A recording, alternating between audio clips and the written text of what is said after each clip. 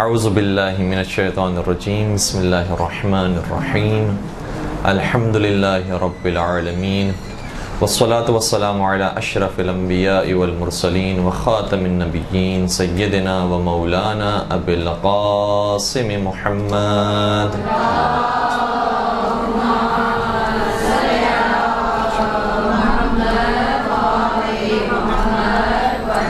وعلى أهل بيته الطيبين الطاهرين المعصومين المظلومين الذين أذهب الله عنهم الرجس وطهرهم تطهيرا.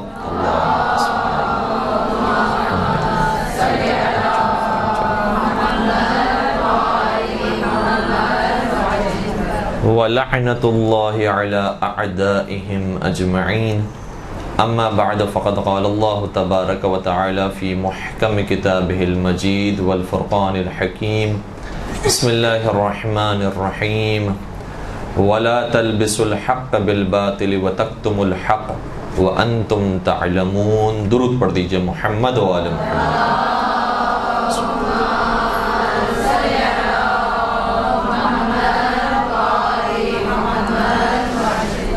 آج جس موضوع کو بیان کرنے کی کوشش کریں گے اس کا تعلق بھی ماہ رمضان کے کسی نہ کسی حوالے سے بنتا ہے.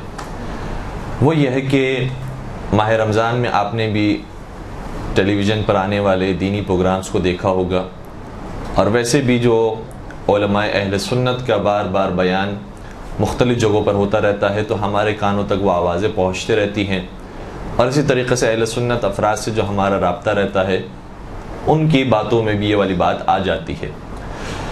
وہ بات جو بار بار بیان کی جا رہی میڈیا سے وہ یہ ہے کہ یہ اہل تشیع ہیں یا شیعہ حضرات ہیں جنہوں نے یہ بلا وجہ کی بات اپنے مجالس کے اندر ممبروں سے اٹھا دی ہے کہ صحابہ کرام اور ازواج یہ وہ شخصیات تھیں کہ جو اہل بیت کی دشمن تھے، جبکہ تاریخ میں اگر دیکھا جائے تو اصحاب رسول میں اور اہل بیت کرام میں بہت زیادہ دوستیاں نظر آتی ہیں، اور ایک دوسرے کی مدد کرتے ہوئے نظر آتے ہیں، اور ایک دوسرے کا احترام کرتے تھے، ایک دوسرے کو سلام کرتے تھے، ایک دوسرے کے ساتھ اٹھتے بیٹھتے تھے. تو یہ جو تصور قائم کیا گیا ہے اہل تشیع کی جانب سے کہ صحابہ نے یا تابعین نے یا بعد والوں نے یا امت نے یا مسلمانوں نے اہل بیت کا حق نہیں دیا، ان کے حق پر غصب کر لیا، ان کے حق پر قبضہ کر لیا اور ان کی خلافت کو چھین لیا، ان پر ظلم کیا، انہیں قتل کیا، ان سے جنگیں کی، یہ ساری باتیں جو ہے وہ بعد کی بنائی ہوئی باتیں ہیں. حقیقت میں زمانہ رسول میں تو ان میں دوستیاں پائی جاتی تھیں.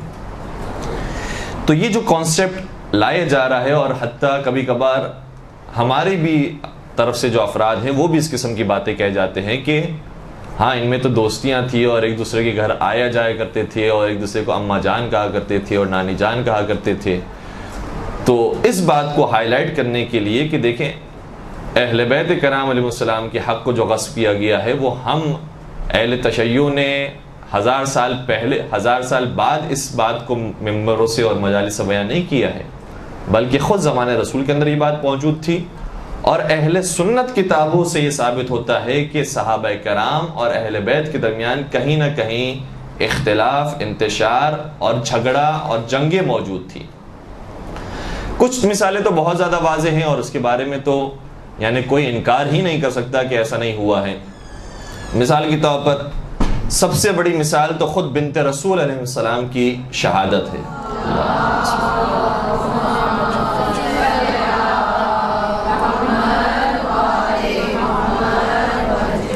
کہ وہ کیسے شہید ہو گئیں اور 18 برس کی عمر میں کیسے اس دنیا سے رخصت ہو گئیں، یا اگر ان کے بقول 28 برس کی عمر میں بھی وفات ہوئی ہے تو کیسے ہو گئی.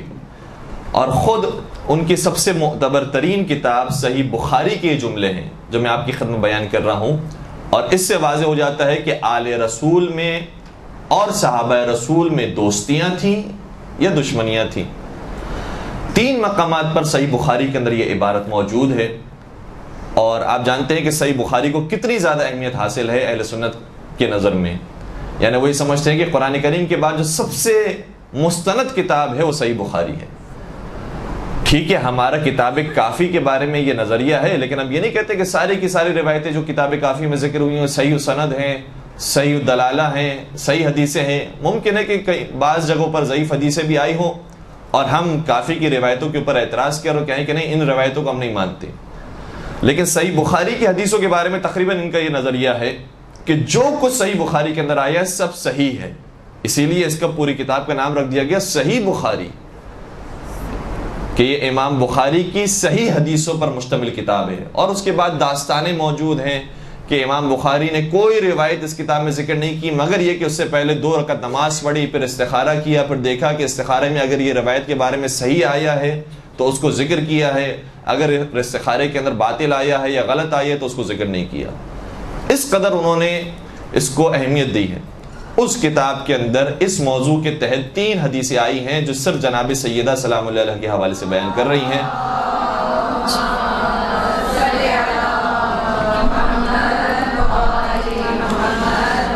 ایک جگہ پر یہ ذکر ہے کہ جب فدق کا معاملہ طے ہو گیا اور جو واقعہ تھا وہ واقعہ پیش آیا کہ اس کے بعد خلفاء نے اور شیخین نے بی بی کا حق نہیں دیا تو پھر کیا ہوا؟ اب جملے ہیں بخاری کے، فرماتے ہیں فغضبت فاطمة بنت رسول اللہ صلی اللہ علیہ وآلہ فحجرت ابا بکر فلم تزل مہاجرته حتی توفیت۔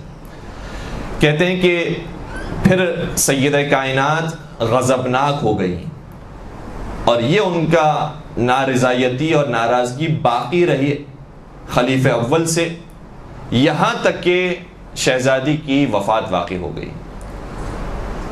تو اس کا مطلب یہ ہوا کہ حیات جناب سیدہ کے اندر تو خلیفہ اور شیخین راضی نہیں کر سکے بنت رسول کو، اور بنت رسول ناراضگی کے ساتھ ہی اس دنیا سے رخصت ہو گئی۔ ایک روایت دوسری جگہ پر تقریباً یہی جملے ہیں۔ اچھا یہ جو اب میں روایت بیان کر رہا ہوں یہ صحیح بخاری کے اندر بھی ہے، صحیح مسلم کے اندر بھی ہے۔ کہتے ہیں کہ فوجدت فاطمة على ابی بکر فی ذلک قال فحجرته فلم تکلمه حتی توفیت، کہ جو فدق کا معاملہ تھا جب وہ واقعہ پیش آ گیا تو سیدہ کائنات خلیفہ اول کے ساتھ غضبناک رہیں اور ناراض رہیں اور ان سے کوئی کلام نہیں کیا۔ فلم تکلمہ، انہوں نے کبھی ان سے کوئی بات نہیں کی، تو جس سے بنت رسول بات کرنا گوار نہ سمجھے۔ حتی توفیت، یہاں تک کہ سیدہ کائنات کی وفات ہو گئی۔ اب یہ وفات کا لفظ یہ بار بار استعمال کر رہے ہیں کہ یہاں تک کہ وفات ہو گئی، تو اتنا تو طے ہو گیا کہ جب تک بی بی زندہ رہی ان سے کلام نہیں کیا، بات نہیں کی، غضبناک رہی ان سے، تو کیسے ممکن ہے کہ صحابہ اور اہل بیت میں دوستیاں تھیں؟ اسی طریقے سے ایک تیسری روایت جو صحیح بخاری کے اندر پھر ذکر ہوتی ہے، فحجرته فاطمہ فلم تکلمہ حتی ماتت، یہاں پر لفظ ماتت استعمال ہوا ہے یعنی موت آ گئی۔ باقی جگہوں پر وفات کا لفظ استعمال کیا ہے، اس جگہ پر ماتت یعنی یہاں تک کہ انتقال فرما گئی۔ فحجرته فاطمہ، سیدہ کائنات ان سے غضبناک رہیں، فلم تکلمہ، اور ان سے کوئی کلام نہیں کیا، حتی ماتت، یہاں تک کہ ان کا انتقال ہو گیا۔ تو یہ مسلسل صحیح بخاری کے ساتھ میں آپ کی خدمت بیان کر رہا ہوں روایتیں، ورنہ صحیح بخاری کے جو استاد ہیں ابن ابی شیبہ، انہوں نے کتاب المصنف میں جو روایتیں لکھی اس میں تو پورا واقعہ ذکر کیا ہے کہ کیسے انہوں نے غضبناک کیا ہے ان کو، کیسے بی بی کو ناراض کیا ہے، دروازہ جلایا ہے، دروازہ گرایا ہے، کیسے ستم کیا ہے ان کے اوپر، تب جا کر یہ غضبناک کی کیفیت اور بی بی کی جو ناراضگی کی کیفیت ہے وہ پیدا ہوئی ہے۔ تو یہ آپ نا لوگوں کو بتانے کی کوشش کریں کہ اہل بیت اور صحابہ کرام میں تو دوستیاں تھیں، بالخصوص اس قسم کے افراد کے اندر اور اہل بیت کے اندر تو دوستیاں تھیں۔ دیکھیں اگر ہمیں صحیح منطقی نظر سے دیکھنا ہے اور تاریخی مسائل کو حل کرنا ہے کہ دیکھیں تاریخ کے اندر یہ واقعہ بھی پیش آیا ہے، اس کے بعد جناب سیدہ صحابہ سے یا بالخصوص ان افراد سے غضبناک رہی ہیں، اور پھر اپنا عقیدہ بھی بچانا ہے۔ اگر ہمیں تاریخی مسائل کو حل کرتے ہوئے اپنے عقیدے کو دیکھنا ہے تو پھر ایسا ہم نہیں کر سکتے کہ تاریخ کو تبدیل کر دیں، تاریخی حقائق کو ہم بدل دیں اور جو تاریخ سے نتائج نکلتے ہیں ان کو ہم تبدیل کر دیں، بلکہ جو عقیدہ ہم نے رکھا ہوا ہے اس عقیدے کو بدلنا پڑے گا۔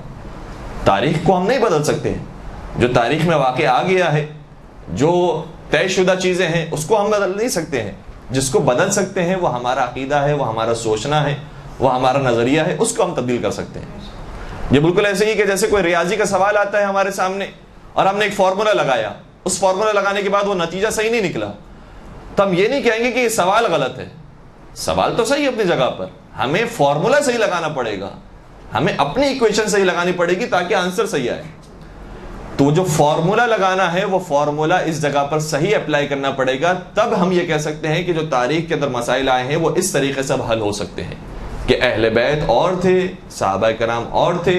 ہاں بعض صحابہ کرام ایسے تھے جن کے فضائل بھی پیغمبر کرم نے بیان کیے ہیں، جیسے بار بار حتیٰ ابن ابی الحدید معتزلی نے شرح نہج البلاغہ کے اندر ان روایتوں کو ذکر کیا اور کہا کہ اہل سنت کتابوں کے اندر بہت زیادہ ذکر ہوئی ہے۔ حتیٰ ہم نے خود یہ سنا ہے مولانا طارق جمیل صاحب کی زبان سے کہ پیغمبر کرم نے کئی مرتبہ ارشاد فرمایا کہ 4 افراد ایسے ہیں جو جنتی ہوں گے۔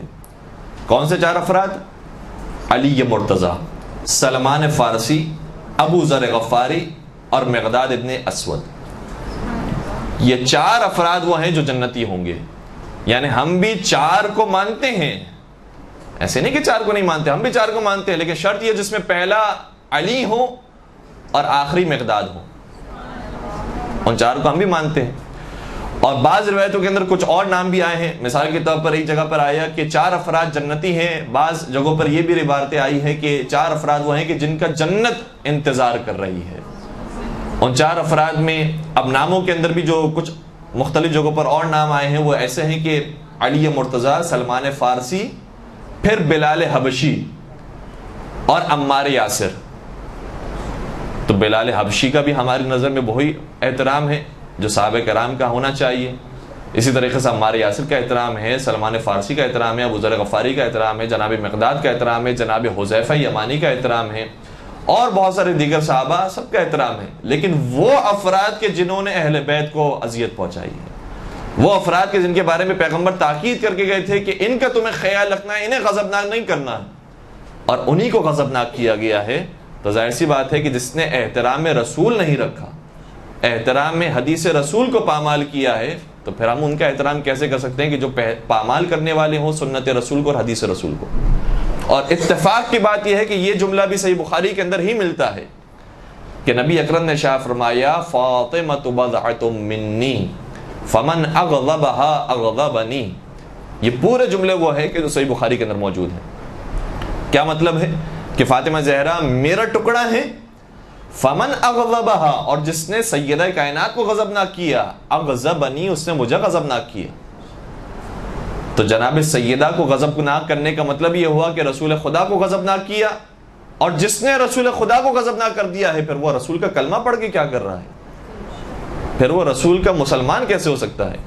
اور قرآن کریم کی یہ آیت بھی موجود ہے کہ ان الذین یؤذون اللہ ورسولہ لعنہم اللہ فی الدنیا والآخرہ وأعد لہم عذابا مہینا، کہ وہ لوگ کہ جنہوں نے اللہ کو تکلیف دی ہے یا اس کے رسول کو تکلیف پہنچائی ہے اور اذیت دی ہے، اس کے رسول کو غضبناک کیا ہے، لعنہم اللہ فی الدنیا والآخرہ، اس کے لیے دنیا میں بھی لعنت ہے اور آخرت میں بھی لعنت ہے۔ یہ قرآن کریم کی آیت ہے۔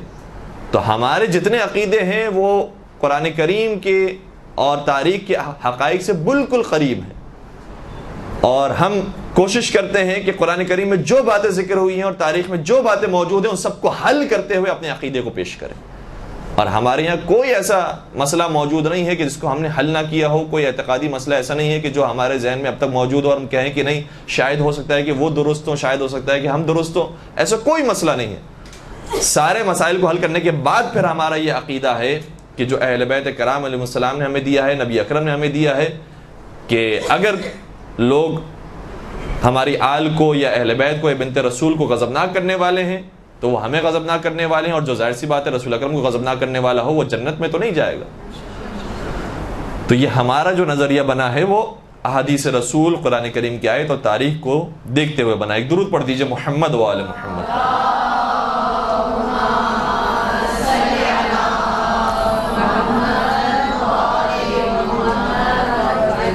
اچھا، اس کے بعد ایک اور بہت بڑی سی مثال اور بہت بڑی سی بات یہ ہے کہ واقع کربلا کے اندر ایک طرف اہل بیت ہمیں نظر آتے ہیں اور دوسری طرف صحابہ یا تابعین نظر آتے ہیں۔ ایسا بھی نہیں ہے کہ اہل بیت جہاں پر موجود ہیں وہاں پر کوئی صحابی نہ ہو، وہاں پر بھی صحابی ہیں، اور ہم انہی صحابہ کا احترام بھی کرتے ہیں کہ جنہوں نے جانیں قربان کی ہے دین رسول پر اور اہل بیت رسول پر، لیکن وہ کہ جنہوں نے تکلیف پہنچائی ہے یہاں تک کہ نواز رسول کا سر تن سے جدا کر دیا، ان کی لاش کو پامال کر دیا، ان کی تلوار کو چھین لیا، ان کی زرہ کو چھین لیا، ان کے لباس کو اتار دیا، ان کے امامے کو چھین لیا، حتیٰ ان کی انگلیاں کاٹ دی، ان کی گردن کاٹ دی، کیا پھر ان کا احترام کیا جائے؟ کہ جن کو رسول اکرم اپنے سینے سے لگایا کرتے تھے، کہا کرتے تھے حسین منی وانا من حسین، کہ میں حسین سے ہوں، حسین مجھ سے ہے، کیسے ممکن ہے کہ پھر ان افراد کا کہ جو زمانہ رسول میں صحیح موجود تھے لیکن انہوں نے دین رسول کا خیال نہیں رکھا، ان کا احترام کیا سکے؟ اور آپ محسوس کریں کہ واقع کربلا میں جو یزیدی لشکر کے اندر افراد موجود ہیں وہ کون ہیں؟ عمر ابن سعد، یہ کون ہے؟ جس کا باپ سعد ابن ابی وقاص، سعد ابن ابی وقاص صحابی رسول، تو ان کا بیٹا عمر یہ کربلا کے واقعے میں مولا حسین کے مقابلے پر ہے۔ اسی طریقے سے حسین بن نمیر، اس کا باپ بھی صحابی رسول میں سے، لیکن وہ مولا کے قاتلوں میں، حتیٰ جو ہم کہتے ہیں کہ مولا حسین کے سر اقدس کو جو ذبح کیا ہے وہ شمر ملون نے کیا تھا، تو بعض روایتیں کہتی ہیں کہ حسین ابن نمیر نے کیا تھا یہ کام، بعض روایتیں کہتی ہیں سنان ابن انس نے کیا تھا، اور اس طریقے سے بھی علماء نے اس بات کو حل کیا ہے کہ ممکن ہے کہ ان تینوں نے ایک دوسرے کا ساتھ دیتے ہوئے کام کیا ہو۔ تو جنہوں نے حرمت رسول کا خیال نہیں رکھا ہے، کیسے ممکن ہے؟ ان کے بارے میں کیا ہے کہ ان کی تو دوستیاں تھیں، یعنی آپ ہماری بات چھوڑ دیجئے، آپ نے تو تاریخ کو ہی تبدیل کر دیا کہ وہ جو ذبح کر رہا ہے آپ کہہ رہے ہیں ان کا دوست تھا کہ جو ذبح کرنے والا تھا۔ آپ ہمارے عقائد کو چھوڑ دیجئے، آپ خود اپنی بات کیجئے کہ آپ تاریخ کو کیا اس طریقے سے بیان کریں گے کہ وہ جنہوں نے ایک دوسرے کو کاٹا ہے، ذبح کیا ہے، ان میں آپس میں بہت محبتیں تھیں، دوستیاں تھیں، ایک دوسرے کو بہت اچھے لقب سے پکارا کرتے تھے۔ اور پھر میں آپ کی خدمت میں چند ایک مثالیں اور بیان کروں کہ جس کے بعد یہ ظاہر ہو کہ یہ جو بغض اہل بیت ہے یا بغض علی ابن ابی طالب ہے، یہ خود زمانے رسول اکرم حضرت محمد مصطفیٰ صلی اللہ علیہ وآلہ وسلم کے درمیان موجود تھا۔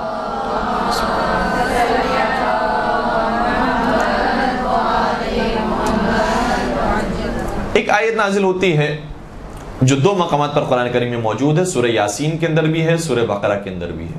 ارشاد ہوتا ہے کہ اِنَّا نَحْنُ نُحْيِي الْمَوْتَى وَنَكْتُبُ مَا قَدَّمُوا وَآثَارَهُمْ وَكُلَّ شَيْءٍ أَحْصَيْنَاهُ فِي إِمَامٍ مُبِينٍ۔ اس آیت کا مطلب کیا ہے؟ اِنَّا نَحْنُ نُحْيِي الْمَوْتَى، ہم ہیں جو مردوں کو زندہ کرتے ہیں، وَنَكْتُبُ مَا قَدَّمُوا وَآثَارَهُمْ، اور ان باتوں کو لکھتے ہیں کہ جنہیں وہ انجام دے چکے ہیں، اور ان باتوں کو بھی لکھتے ہیں کہ جنہیں انہوں نے انجام تو پہلے دیا تھا لیکن اس کے آثار ابھی تک باقی ہیں۔ کسی نے مسجد تعمیر کروا دی، کسی نے مدرسہ تعمیر کروا دیا، کسی نے کالج کی تعمیر کروایا، کسی نے اسکول تعمیر کروایا، کسی نے درخت لگا دیا، کسی نے سبیل لگا دی، کسی نے کنواں کھود دیا، کوئی بھی ایسا کام کیا ہے کہ جس کے آثار باقی ہیں، اس سے لوگ ابھی بھی فائدہ اٹھا رہے ہیں، تو وہ اس دنیا سے چلا گیا ہے، لیکن چونکہ آثار باقی ہیں لہٰذا وہ آثار کو بھی اس کے نام اعمال میں لکھا جائے گا۔ اور اسی طریقے سے اگر کوئی بری اولاد چھوڑ کر گیا ہے، فتنہ فساد چھوڑ کر گیا ہے، برائیاں چھوڑ کر گیا ہے، تو جو اب تک ان برائیوں پر عمل کر رہا ہے، اسی فتنے پر چل رہا ہے، اس کی جتنی بدکاریاں ہیں اس کا بھی گناہ اس کے نام اعمال میں لکھا جائے گا۔ یہاں تک بات بیان کرنے کے بعد قرآن کریم نے کہا وَكُلَّ شَيْءٍ أَحْصَيْنَاهُ فِي إِمَامٍ مُبِينٍ، اور خدا نے ہر چیز کو محصور کر دیا ہے امام مبین کے اندر۔ جب یہ آیت کریمہ نازل ہوئی تو دو بزرگ، دو بڑی شخصیات کہ جو مسلمانوں کی نگاہ میں سب سے بڑی شخصیات ہیں، پہلی اور دوسری شخصیت، وہ آئی نبی اکرم کی خدمت میں اور اس آیت کو لے کر آئی اور کہا کہ یا رسول اللہ، اس آیت میں جو امام مبین کا لفظ استعمال ہوا ہے اس سے کیا مراد ہے؟ اب دیکھیں عجیب روایت کا انداز ہے، جب ہم خدا وہ موقع دکھائے کہ جب زمانے کے امام کی خدمت میں ہم حاضر ہو سکیں، تو جب ہم نبی اکرم کی آل رسول کی خدمت میں جائیں گے تو ہم جب سوال کریں گے تو ایسے تو نہیں کہ سوال کریں گے بھی اور خود بھی جواب بھی دے رہے ہوں گے، سوال کریں گے، انتظار کریں گے کہ وہ کیا جواب دیتے ہیں اس سوال کا، لیکن یہ عجیب انداز ہے کہ دو بزرگ پہنچتے ہیں نبی اکرم کی خدمت میں اور کہتے ہیں کہ یا رسول اللہ، اس میں جو امام مبین کا لفظ استعمال ہوا ہے اس سے مراد کیا ہے؟ اور سوال کرنے کے بعد خود جواب بھی دیتے ہیں، کہتے ہیں کیا اس سے مراد تورات ہے؟ اس سے مراد تورات ہے نا؟ یعنی ان کا دل یہ تھا کہ امام مبین سے مراد پیغمبر اکرم کہہ دیں کہ تورات ہے، کہ خدا نے ساری چیز کا علم محصور کر دیا ہے تورات کے اندر. دل تو یہ چاہ رہا تھا. نبی اکرم نے شاہ فرمایا نہیں، اس سے مراد تورات نہیں ہے. عرض کرنے لگے پھر اس سے مراد انجیل ہوگا کہ انجیل میں خدا نے سارا علم محصور کر دیا ہے. نبی اکرم نے فرمایا نہیں، انجیل بھی مراد نہیں ہے. عرض کرتے ہیں کہ پھر اس سے مراد قرآن کریم ہوگا، قرآن کریم نے سارا علم موجود ہے. اچھا، اس مقام پر نبی اکرم نے فرمایا نہیں، اس آیت میں امام مبین سے مراد قرآن کریم بھی نہیں ہے. اب جب یہ پریشان ہو گئے تو ان کی پریشانی کو حل کیا مولا متقیان کی تشریف آوری نے.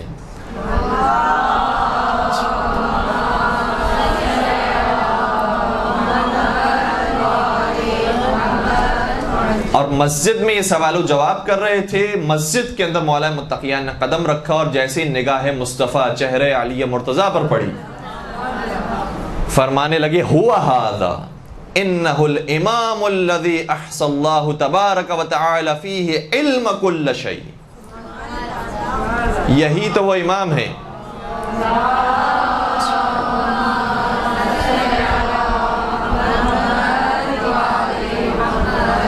یہ وہ امام ہے کہ جس امام کے اندر خدا نے سارا علم دنیا کا محصور کر دیا ہے.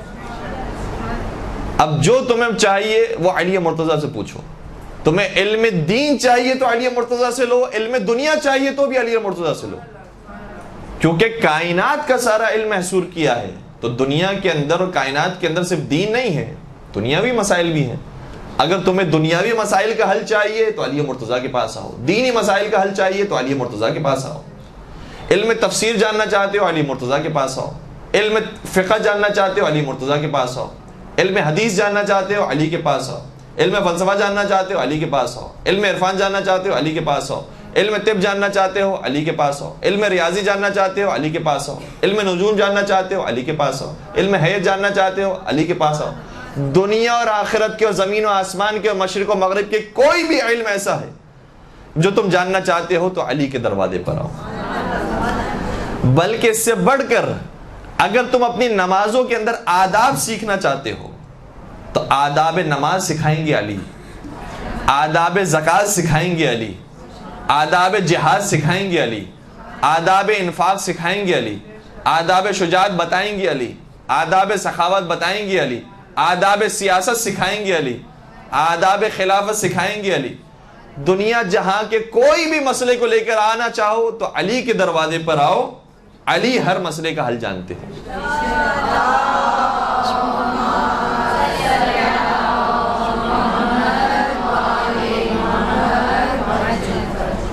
تو اس واقعے سے، اس روایت سے اتنا تو طے ہو گیا کہ یہ چاہتے تھے کہ یہ فضیلت کسی اور کو حاصل ہو جائے، علی کا نام نہ آئے. لیکن نبی اکرم نے بیان فرمایا کہ امام مبین سے مراد علی مرتضیٰ کی ذات گرامی.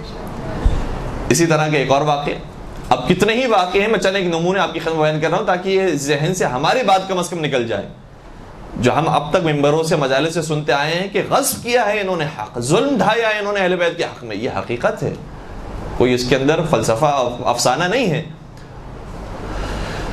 ایک واقعہ جس کو صحیح ستہ کی کتابوں نے نقل کیا ہے، ظاہراً صحیح بخاری میں تو شاید اشارہ موجود ہے، صحیح مسلم کے اندر تھوڑی سی تفصیل موجود ہے، اور شرح نہج البلاغہ میں ابن ابی الحدید معتزلی نے پوری تفصیل کے ساتھ اس واقعے کو لکھا ہے.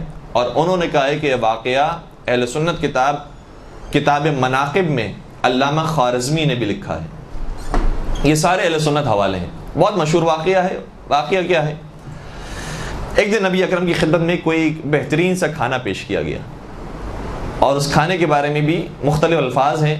یعنی ویسے تو لفظ استعمال ہوا ہے کہ پرندے کا گوشت پیش کیا گیا، اور اگر اس کا شاید آج کے زمانے میں اور ہمارے بر صغیر کے کھانوں میں اگر اس کا شمار کریں اور اس کو ہم تشبیہ دیں تو اس کا شمار بریانی کے ساتھ ہوگا.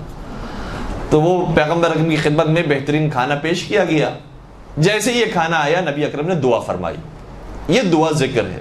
کیا دعا فرمائی؟ فرمانے لگے اللہم اعتنی بأحب خلقک الیک و الی یأکل معی من ھذا الطیر. پروردگارا بھیج دے اس کو جو تیرا بھی سب سے زیادہ محبوب ہے اور میرا بھی سب سے زیادہ محبوب ہے، تاکہ میں اس کے ساتھ بیٹھ کر یہ پرندہ کھاؤں. تاکہ میں اس کے ساتھ بیٹھ کر ہی کھانا کھاؤں۔ اب نبی اکرم کے خادم جن کا نام بھی ذکر ہوا ہے انس بن مالک، وہ موجود تھے۔ جیسے ہی انہوں نے نبی اکرم کی دعا کی کہ محبوب ترین بندہ بھیج دے، خدا رسول اکرم نے یہ دعا کی ہے کہ خدا مجھے محبوب ترین آدمی بھیج دے، تو انس بن مالک یہ کہتے ہیں کہ میرا دل چاہا کہ کوئی میرے قوم کا، میرے قبیلے کا آدمی آ جائے اور وہ اس کو یہ لقب مل جائے کہ وہ محبوب مصطفیٰ بھی ہیں اور محبوب رسول اور محبوب خدا بھی ہے۔ تو ابھی جب نبی اکرم کے جملے ختم ہوئے تھے، دستک ہوئی، اور جیسے دروازے کو انس بن مالک نے کھولا تو کیا دیکھا؟ علی موجود ہے۔ جیسے ہی مولا متقیان کو دیکھا، اب دیکھیں بغض علی کتنا موجود ہے، فوراً سے دروازہ بند کر دیا، دروازہ بند کر دیا۔ نبی اکرم نے پھر دعا کی، یہ دوبارہ سے دعا کی، اللہم اعتنی بأحب خلقک الیک و الی یأکلوا معی۔ اب میں جو روایت آپ کی خدمت بیان کر رہا ہوں جس جگہ سے، روضۃ الواعظین فتال نیشاپوری کی کتاب، اس کے اندر پھر یہاں پر جا کے جملہ تھوڑا سا تبدیل ہو جاتا ہے، یأکلوا معی من ھذا الطائر، پروردگارہ بھیج دے اس کو کہ جو تیرا بھی محبوب ہے، میرا بھی محبوب ہے، تاکہ میں اس کے ساتھ بیٹھ کر یہ کھانا کھاؤں۔ پھر دستک ہوئی، پھر خادم رسول نے دروازہ کھولا، پھر علی مرتضیٰ موجود ہے، پھر دروازہ بند کر دیا۔ تیسری مرتبہ پھر نبی اکرم نے دعا کی کہ اللہم اعتنی بأحب خلقک الیک و الی یأکلوا معی من ھذا الطائر، کہ پروردگارہ بھیج دے اس کو جو تیرا بھی سب سے زیادہ محبوب ہے، میرا بھی سب سے زیادہ محبوب ہے، تاکہ میں اس کے ساتھ بیٹھ کر کھانا کھاؤں۔ پھر دستک ہوئی، پھر علی مرتضیٰ تھے۔ اب جب وہ دروازہ بند کرنا چاہتا تھا، ہمیشہ ایک جملہ کہا کرتا تھا، کہتا تھا رسول اللہ ان کا مشغول، یہ ان کا مشغول یا انی مشغول، کہ رسول اکرم ابھی مصروف ہیں، ابھی وقت نہیں ہے ان کے پاس، آپ بعد میں آئیے گا۔ جب تیسری مرتبہ یہ جملہ کہا تو پھر مولا متقیان کو جلال آیا، کہا کیا رسول اکرم واقعاً مصروف ہے؟ اور یہ جیسے علی مرتضیٰ کی آواز کے بلند ہونا تھا، فوراً سے رسول اکرم تک وہ آواز پہنچی، سوال کیا، اے انس یہ بتاؤ کون ہے دروازے پر؟ کہا علی بن ابی طالب، علی بن ابی طالب موجود ہیں۔ کہا پھر بیچتے نہیں کیوں نہیں ان کو؟ جب علی مرتضیٰ تشریف لائے، سوال کیا نبی اکرم نے علی سے کہ یہ بتائیے آپ اتنی دیر سے کیوں تشریف لائے؟ کہا میں دیر سے نہیں آیا، میں کئی مرتبہ آیا، لیکن ہر مرتبہ آپ کے خادم نے کہا کہ آپ مصروف ہیں، آپ مصروف ہیں، آپ مصروف ہیں، اس لیے میں یہاں پر آپ کی خدمت میں نہیں آ سکا۔ اب سنیے گا کہ روایت کا جملہ یہ ہے، نبی اکرم ارشاد فرماتے ہیں کہ اے علی، اگر تم میری اس دعا کرنے کے باوجود دروازے میں نہیں داخل ہوتے اور میری خدمت میں نہیں آتے تو میں پھر یہ اشاروں میں دعا نہیں کرتا کہ اے خدا بھیج دے اس کو کہ جو تیرا بھی محبوب ہے، میرا بھی محبوب ہے، بلکہ میں باقاعدہ نام لے کر یہ دعا کرتا ہے، پروردگار بھیج دے علی مرتضیٰ کو۔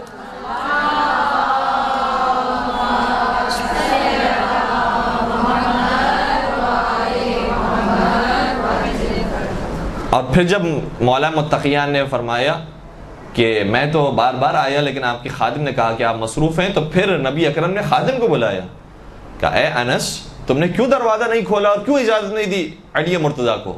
تو پھر اس وقت انس نے کہا کہ جب آپ نے یہ دعا فرمائی تھی تو میرا دل یہ چاہتا تھا کہ کوئی میرے قوم کا، کوئی میرے قبیلے کا آدمی آ جائے تاکہ وہ محبوب مصطفیٰ بھی بن جائے، محبوب خدا بھی بن جائے، لیکن میں نے کیا دیکھا کہ ہر مرتبہ علی آپ کے دعا کے بعد آتے ہیں، اور اس لیے میں دروازہ بند کرتا رہا یہاں تک کہ آپ نے کہا کہ مجھے علی مرتضیٰ کو بھیج دو میری خدمت میں، اور میں نے علی مرتضیٰ کو اجازت دی۔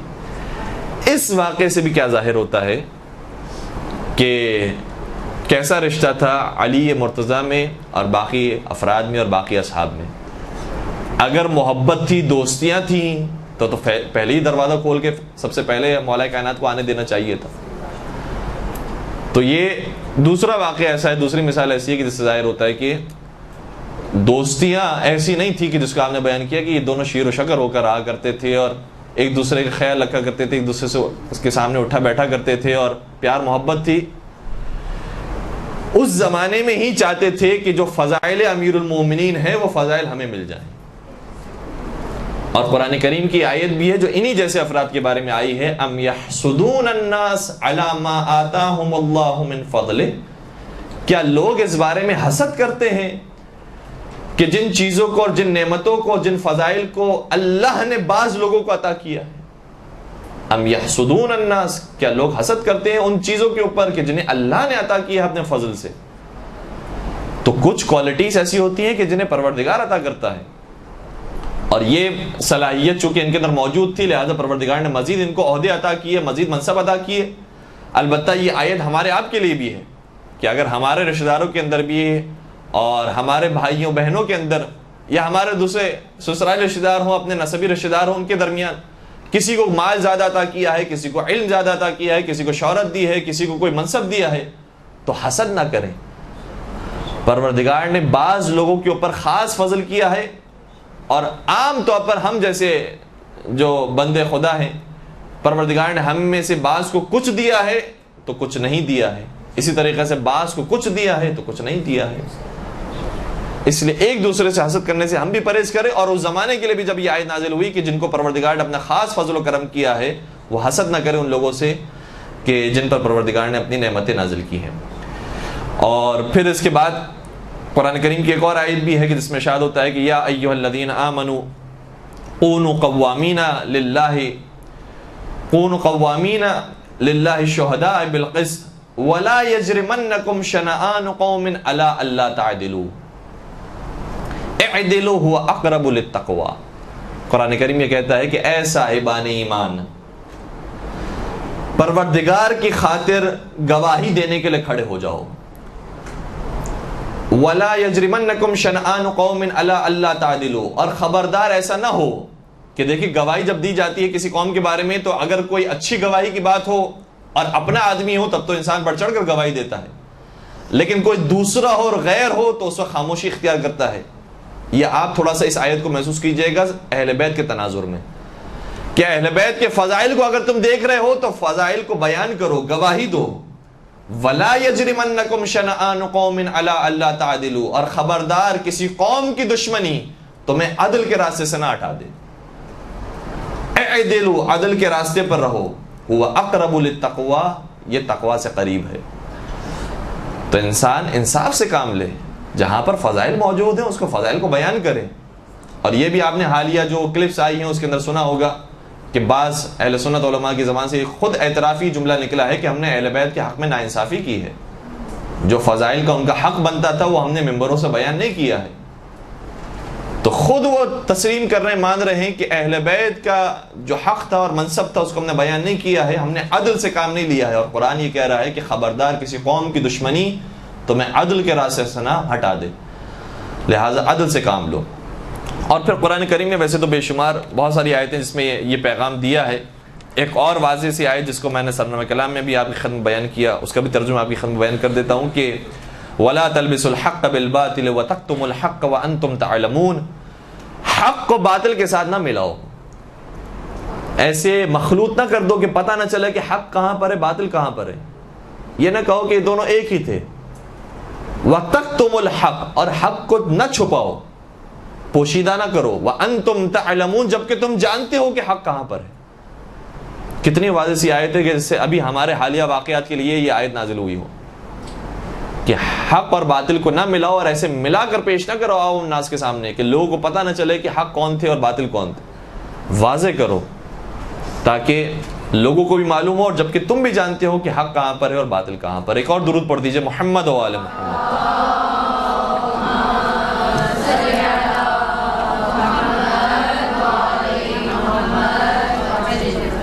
اچھا، ویسے تو پھر اور بہت سارے واقعات ہیں، جنگ صفین ہے، جنگ جمل ہے، جنگ نہروان ہے۔ جب جب مقابلہ ہو رہا ہے مولا متقیان کے سامنے، وہ افراد ہیں کہ جو مسلمان تھے اور زمانے رسول کے اندر انہوں نے اسلام قبول کیا تھا، ان کا مقابلہ ہو رہا ہے مولا متقیان کے ساتھ۔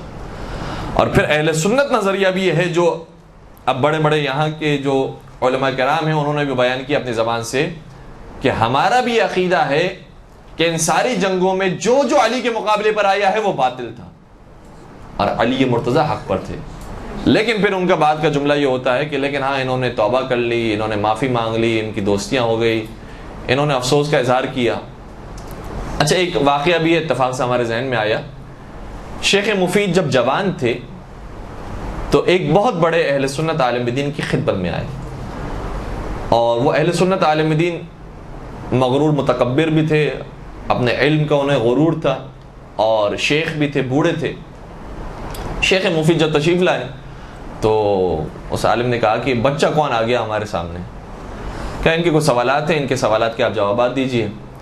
شیخ مفید نے اس وقت سوال کیا کہ دیکھیں ہمارا تو عقیدہ یہ ہے کہ مولا متقیان کو نبی اکرم نے غدیر کے میدان میں مولا بنایا تھا اور امام بنا کر گئے تھے. فرمایا تھا من کنت مولاہ فہذا علی مولا. کیا آپ اس روایت کو نہیں مانتے؟ کہتے ہیں ہاں یہ روایت تو ہے, لیکن اب روایت کا کیا بھروسہ, ہو سکتا ہے کہ ضعیف ہو سکتا ہے کہ صحیح ہو. ہم تو تاریخ کو مانتے ہیں کہ تاریخ میں کیا آیا تھا, کیونکہ تاریخ میں جو آیا ہوتا ہے وہ محسوس چیز ہوتی ہے اور پوری زندگیاں اس کے اوپر قائم ہوئی ہوتی ہیں اور پوری قومیں اس کے اوپر قائم ہوئی ہوتی ہیں. تو تاریخ میں تو ہمیں یہ نظر آتا ہے کہ نبی اکرم کے بعد خلیفہ اول آ گئے تھے, خلیفہ ثانی آئے تھے, خلیفہ ثالث آئے تھے, پھر مولا کائنات آئے تھے. تو جو ترتیب تاریخ میں ہمیں نظر آتی ہے ہمیں اسی ترتیب کے مطابق امام ماننا چاہیے. انہوں نے کہا کہ اچھا آپ روایت کو نہیں مانتے, تاریخ کو مانتے ہیں, یہ آپ کی باتوں سے ظاہر ہو رہا ہے. تو مجھے بتائیے تاریخ ہی کے اندر یہ آیا ہے کہ بہت سارے تھے کہ جو علی کے مقابلے پر آئے تھے.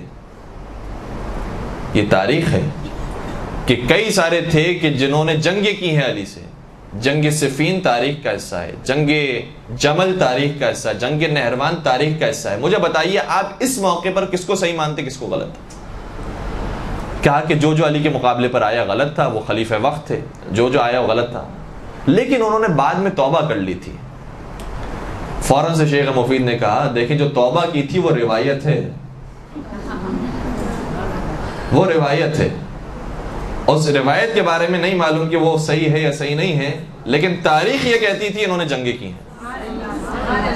تو اگر آپ کا یہی قانون ہے کہ آپ تاریخ کو مانتے ہیں, روایت کو نہیں مانتے ہیں, تو پھر یہاں پر بھی تاریخ کو مانیے کہ جو علی کے مقابلے پر آیا وہ سب باطل تھے, اور پھر ان کی توبہ ہوئی یا نہیں ہوئی یہ روایت کا حصہ ہے, اسے ہم نہیں مانتے. تو یہ تو بہت واضح سی بات ہے کہ مولا کائنات کے مقابلے پر آئے ہیں, اور یہ وہ افراد تھے کہ جو زمانے رسول میں کلمہ پڑھنے والے تھے, مسلمان تھے, صحابہ رسول تھے, اور یہ آئے ہیں مقابلے پر. اب اس میں سے یہ اس کا مطلب یہ جنگ اگر ہو رہی ہے تو کوئی مذاق تو نہیں ہو رہا, کوئی بچوں کا کھیل تو نہیں ہے. باقاعدہ گردن اوڑھ رہی ہیں, خون بہہ رہا ہے, ہزاروں کی تعداد میں لاشیں موجود ہیں, اور لاشیں صرف نہیں ہیں, گھرانے تباہ برباد ہو گئے, کتنی خواتین بیوہ ہو گئی, کتنے بچے یتیم ہو گئے. تو جنگ اگر ہو رہی ہے, آپ فرض کیجئے جو آج کل کے ماحول کے اندر جو عراق کی جنگ ہوئی ہے, افغانستان کی جنگ ہوئی ہے, اب یمن کے اندر حالات خراب ہیں, شام کے اندر حالات خراب ہیں, تو ایسے تو نہیں کہ پھول پھینکے جا رہے ہیں, جنگیں ہو رہی ہیں, خون بہہ رہا ہے, لوگ مر رہے ہیں, زخمی ہو رہے ہیں, کتنوں کی زندگیاں برباد ہو گئی ہیں, کتنے گھر اجڑ گئے ہیں. تو یہ دونوں آپس میں جب لڑنے کے لیے آئے ہیں, اور جو ایک دوسرے کو کافر سمجھ کر اور واجب القتل سمجھ کر لڑنے کے لیے آئے ہیں, اگر اس جنگ کے اندر مولا کائنات شہید ہو جاتے تو کیا پھر آپ یہی کہتے کہ وہ تو صحابہ تھے, وہ تو ازواج تھیں, لہٰذا وہ بھی ٹھیک تھے, یہ بھی ٹھیک تھے؟ قتل ہو گئے مولا کائنات. اگر ہو جاتے, جو ان کا ارادہ تو یہی تھا, ظاہر سی بات ہے قتل کرنے کے ارادے سے آئے تھے جنگ کرنے کے لیے, تو اگر مولا متقیان خلیفہ چہارم جو آپ کی نظر میں خلیفہ چہارم ہے, اگر وہ شہید ہو جاتے اور قتل کرنے والے یہ افراد ہوتے, تو پھر بھی انہیں سلام پیش کیا جا رہا ہوتا, یہ ثابت کیا جا رہا ہوتا کہ ان کے اندر دوستیاں موجود ہیں, یہ محبت تھی ان کے اندر. بہت واضح سی بات ہے کہ کوئی دوستی نہیں تھی, ایک دوسرے پر ظلم کرنے والے تھے, ایک دوسرے پر کیا صحابہ اور وہ افراد, صحابہ بھی نہیں, وہ افراد جو اپنے آپ کو صحابہ کہلواتے تھے, اپنے آپ کو مسلمان کہلواتے تھے, انہوں نے ظلم کیا ہے اہل بیت پر. ایک اور چھوٹی سی روایت بیان کروں اور پھر میں بات کو آگے بڑھا دوں, اب کافی اس موضوع پر گفتگو ہو گئی. جنگ نہروان جب ہوئی ہے, اچھا جنگ نہروان کا بھی بہت سارے اس کے اندر واقعات اور مولا کائنات کی زندگی کی تو ایک ایک حصے کے اندر کئی سارے پیغامات ہمارے لیے موجود ہوتے ہیں. جنگ نہروان کا بھی آغاز ہو رہا تھا, سامنے لشکر موجود ہے, لشکر کی تعداد 12,000 تھی. مولا متقیان نے کہا کہ اب جنگ تو شروع ہو گئی ہے, خلیفہ وقت کے خلاف جنگ ہو رہی ہے, جنگ کا آغاز کیا جائے. لیکن دیکھیں مولا متقیان کا اخلاق کیا تھا, وہی اخلاق ہے جو نبی اکرم کا اخلاق تھا, کہ کوشش کرتے تھے کہ کوئی بے گناہ مارا نہ جائے, بلا وجہ کوئی قتل نہ ہو. جس کو ہم مارنے کے لیے جا رہے ہیں, جس کو قتل کرنے کے لیے جا رہے ہیں, واقعی وہ ایسا ضدی شخص ہے کہ جو ہمیں مارنے کے لیے آیا ہے. اسے معلوم ہے کہ ہم حق پر ہیں, ہمارے سارے فضائل جانتا ہے, لیکن پھر بھی ضد پر موجود ہے اور نہیں ماننے کے لیے تیار ہے اس کو ہم صرف ماریں گے. ایسا نہ ہو کہ جو لا علمی میں آ گیا ہے, جہالت میں آ گیا ہے, کسی وجہ سے آ گیا ہے, اس کو پتہ نہیں کہ کون ہے مقابلے پر اور اس طریقے سے جنگ کرنے کے لیے آ گیا, وہ بھی مارا جائے. نبی اکرم جس طریقے سے جنگ کے اندر اخلاق کی رعایت کیا کرتے تھے, اسی طریقے سے مولا کائنات نے بھی اخلاق کی رعایت کی. 12,000 کا لشکر موجود تھا. مولا نے کہا کہ پہلے میں ان کے پاس جاؤں اور انہیں بتاؤں کہ تم کس کے مقابلے پر کھڑے ہو, اور انہیں احادیث رسول یاد دلاؤں کہ دیکھو رسول اکرم نے یہ فرمایا تھا, اور اس جنگ کو یاد دلاؤں کہ نبی اکرم نے فرمایا تھا یہ جنگ ہوگی, اور جو علی کے مقابلے پر ہوگا وہ باطل پر ہوگا, جو مارا جائے گا وہ جہنم میں جائے گا.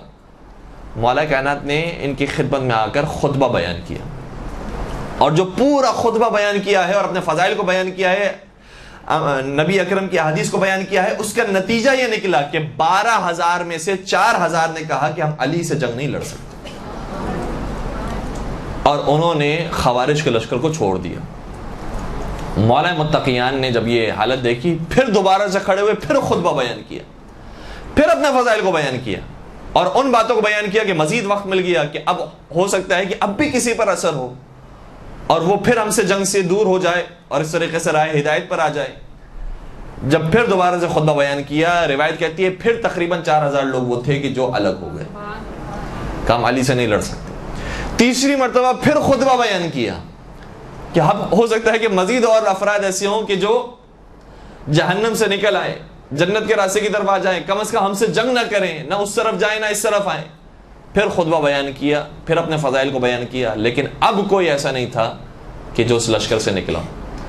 اب وہ لشکر تیار رہا کہ اب ہمیں لڑنا ہے مولا کائنات کے خلاف. اور جب جنگ کا آغاز ہوا تو مولا کائنات نے پہلے اشارہ فرما دیا کہ ہم میں سے 10 سے بھی کم افراد ہوں گے کہ جو مارے جائیں گے, اور تمہارے 10 سے بھی کم افراد وہ ہوں گے جو زندہ رہیں گے. اور جو مولا کائنات نے بیان فرمایا تھا ویسا ہی ہوا. جب جنگ کا خاتمہ ہوا تو یہ 4,000 کے 4,000 لشکر واصل جہنم ہوا, سوائے 10 سے کم افراد کے. اور مولا کائنات کے لشکر میں سب کے سب کامیاب ہوئے اور سب کے سب زندہ رہے, سوائے 10 سے کم افراد کے. یعنی 8-9 افراد وہ تھے کہ جو شہید ہوئے ہیں, باقی سب زندہ رہے اور کامیاب ہوئے. اور سامنے کے لشکر میں صرف 7 اور 8 افراد وہ تھے کہ جو زندہ رہے, باقی سب واصل جہنم ہوئے. جب یہ جنگ ختم ہو گئی تو اس جنگ کی اطلاع مدینے میں چھوٹی اماں تک پہنچی, اور جب بی بی تک یہ اطلاع پہنچی تو انہوں نے کہا کہ جنگ میں کیا ہوا بتاؤ. بتایا گیا کہ یہ ہوا, وہ مارا گیا, وہ مارا گیا, اور مولا کائنات کے لشکر میں صرف 10 سے کم افراد وہ تھے کہ جو شہید ہوئے, باقی سب زندہ رہے اور علی مرتضیٰ کامیاب ہو گئے. اس وقت بی بی نے سوال کیا, یہ بتاؤ کہ فلاں شخص کو کس نے مارا. اس شخص کا نام روایتوں میں 2 انداز سے آیا ہے, اور یہ بات وہ ہے کہ جو شرح نہج البلاغہ میں ابن ابی الحدید بیان کر رہے ہیں اہل سنت عالم دین. اچھا, یہ شرح نہج البلاغہ وہ ہے کہ جو وہابیوں کا جو سافٹ ویئر ہے المکتبۃ الشاملہ, اس سافٹ ویئر کے اندر بھی یہ کتاب موجود ہے, یعنی اس کتاب کو وہ بھی مانتے ہیں. عجیب بات یہ ہے کہ شرح نہج البلاغہ تو موجود ہے لیکن نہج البلاغہ موجود نہیں ہے. یعنی نہج البلاغہ انہوں نے نہیں رکھی اپنے سافٹ ویئر کے اندر, 16,000 کتابیں رکھی ہیں, سائے ستہ رکھی ہیں, سائے ستہ کی شروحات رکھی ہیں, ساری چیزیں رکھی ہیں. نہج البلاغہ جو خود ان کے چوتھے خلیفہ کا کلام ہے وہ نہیں رکھا, لیکن جو اپنے اہل سنت عالم دین کی کتاب ہے وہ رکھی ہے شرح نہج البلاغہ کے نام سے. شرح نہج البلاغہ میں ابن ابی الحدید معتزلی یہ لکھتے ہیں کہ انہوں نے سوال یہ کیا کہ مخدج یا دوسرا نام ذو الثدیہ, زال اور فے سے ذو الثدیہ, مخدج یا ذو الثدیہ, سوال کیا کہ اسے کس نے مارا. بتایا کہ علی مرتضیٰ نے مارا. کہا کیا واقعا علی مرتضیٰ نے مارا ہے؟ کہا جی علی مرتضیٰ نے مارا. کہا عجیب بات ہے, مجھے تو عمرو ابن عاص نے کہا کہ اس نے مارا ہے. کہا نہیں, عمرو ابن عاص تو موجود ہی نہیں تھا. مولا متقیان نے, امیر المومنین نے, علی ابن ابی طالب نے اسے واصل جہنم کیا, مخدج یا ذو الثدیہ, اسے واصل جہنم کیا. کہا عجیب بات ہے. جب یہ ایسی حالت دیکھی بی بی کی, بی بی نے ایک سوال اور کیا کہ کیا تمہاری اس بات پر کوئی گواہ بھی موجود ہے؟ گواہوں کو لے کر آئے. بہت ساری تعداد میں گواہ آگے کہا ہم سب نے دیکھا ہے, ہمیں معلوم ہے کہ علی مرتضیٰ نے اسے باطل جہنم کیا. ان کا افسوس اور بڑھنے لگا. جب ان کا افسوس بڑھنے لگا تو ان کی تشویش بڑھنے لگی کہ آخر ماجرا کیا ہے. سوال کیا کیا آپ نے اس شخص کے بارے میں کوئی رسول اکرم کی حدیث سنی تھی؟ اب بی بی مجبور ہو گئی جواب دینے پر. تو بی بی نے ایک حدیث سنائی ہے. دیکھیں اب تک یہ بات چھپا کر رکھی تھی. جب اصرار بڑھا کہ آپ نے کیا کچھ سنا تھا نبی سے اس واقعے کے بارے میں, تو کہا کہ ہاں مجھے نبی اکرم نے بتایا تھا کہ مخدج یہ وہ شخص ہوگا جو بدترین انسان ہوگا اپنے زمانے کا, اور اسے وہ مارے گا جو اپنے زمانے کا بہترین انسان ہوگا.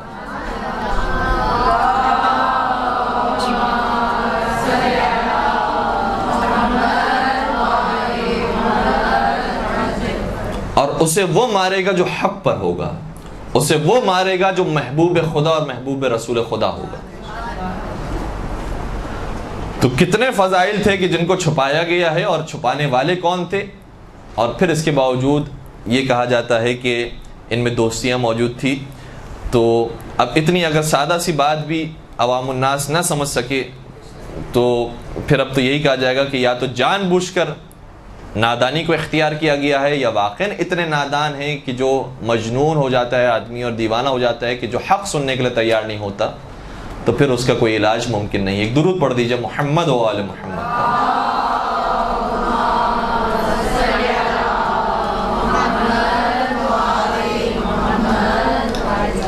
یہاں تک ہم نے موضوع کو بیان کیا ہے, گرچہ اس کے اندر اور بھی بہت ساری باتیں موجود ہیں کہ اس موضوع کو اور طولانی کیا جا سکتا ہے کہ اہل بیت و صحابہ میں کہاں کہاں پر کتنا تنازع ہوتا رہا, اور خود اہل سنت کتابوں سے ساری باتیں ثابت ہیں.